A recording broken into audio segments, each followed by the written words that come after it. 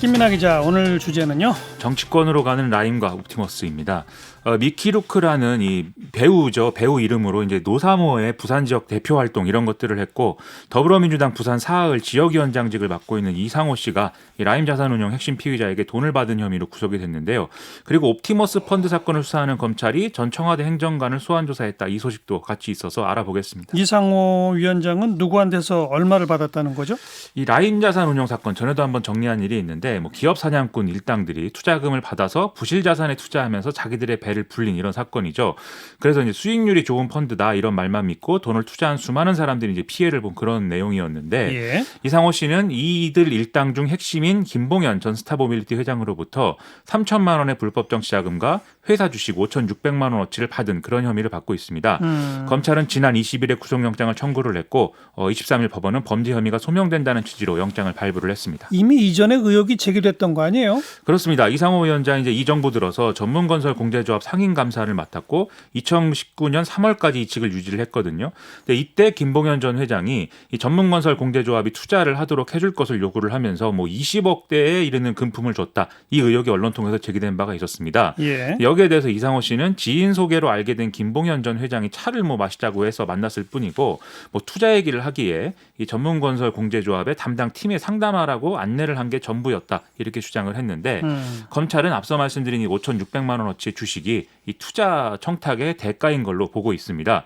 그리고 이상호 씨는 지난 4월 총선에서 더불어민주당 후보로 부산 사하구에 출마했으나 낙선을 했기 때문에 이제 정관계 로비 의혹 이런 것들이 같이 제기되고 있는 상황입니다. 이 사건에 청와대 비서관 출신 인사도 연루돼 있잖아요. 그렇죠. 지난해 2월부터 올해 2월까지 금감원 직원 신분으로 청와대 경제수석실 행정관에 파견 근무를 했던 김모 전 행정관이라고 있는데, 이 사람은 이제 김봉현 전 회장으로부터 김봉현 전 회장에게 금감원의 이 감사 정보를 빼준 혐의로 재판에 넘겨져 있는 상태입니다. 예. 김모 전 행정관은 이 대가로 3,700여만 원 상당의 뇌물을 받았고, 자기 동생을 스타모빌리티 사회이사로 취업을 하게 해서 급여 명목으로 또 1,900여만 원을 받도록 했다. 이런 혐의인 건데요.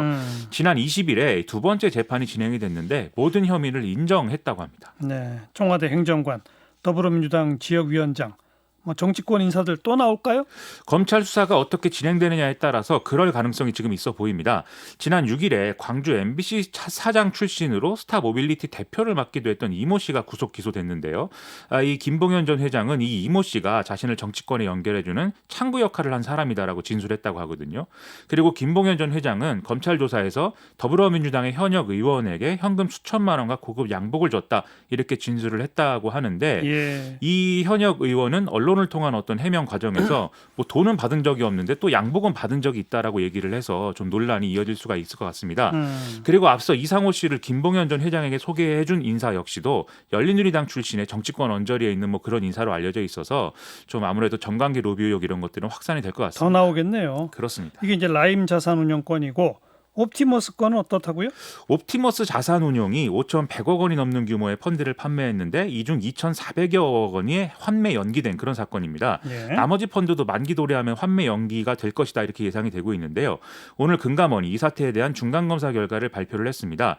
애초에 부동산이나 개발사업 등의 위험자산에 투자할 목적이었으면서 투자 제안서에는 공공기관 매출채권, 즉 좀 상대적으로 안전한 자산에 직간접 투자한다 이렇게 기재를 하는 등의 부정거래 행위를 저질러서 펀드가 모집을 했다는 건데요. 예. 실제로 투자된 자금은 이 옵티머스 운용의 임원 등이 관리하는 업체를 거쳐서 부동산 개발이라든지 각종 위험 자산에 투자가 됐다고 합니다. 그리고 이 과정에 여러 서류들이 허위로 작성되고 위조가 돼서 이 투자금 중에 한 2천억 원 정도는 지금 사용처 소명조차 아직 안 되고 있는 상황이라는 거거든요. 그렇죠. 예. 그래서 이제 검찰은 이 자산운용 대표 등 경영진 4명을 기소한 상태고, 관계자 중 1명은 이제 구속이 돼 있는 그런 상황입니다. 네, 청와대 관계자가 어떻게 됐다고요?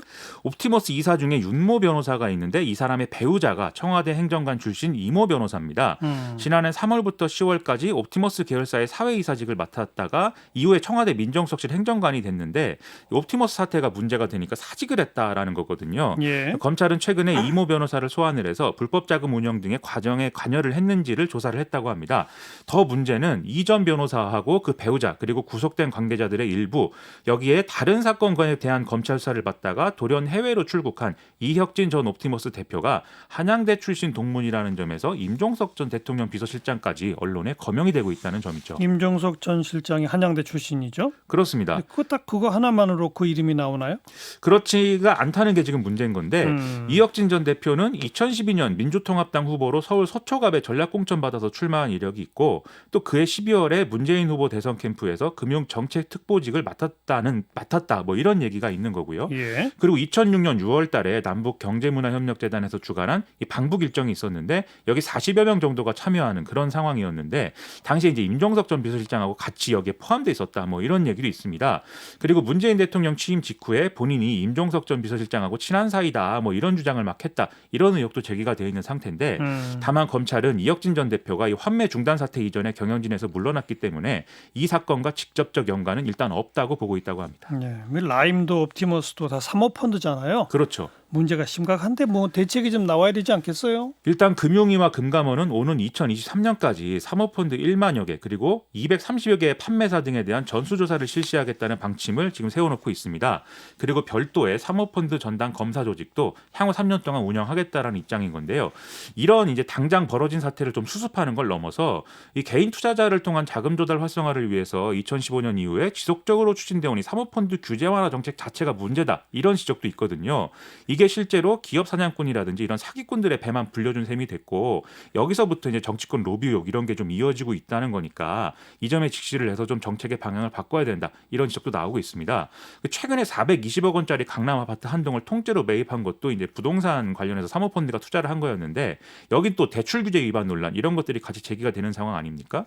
그리고 이것도 이 정부 들어서 규제가 완화되는 바람에 부동산 펀드가 뭐 2배로 늘어났다 이런 주장도 있기 때문에 예. 여러모로 지금 부작용만 커지고 있는 거거든요. 그래서 이 점에 있어서는 이제 규제를 강화한다든지 좀 이런 대책이 같이 있어야 될 것 같습니다.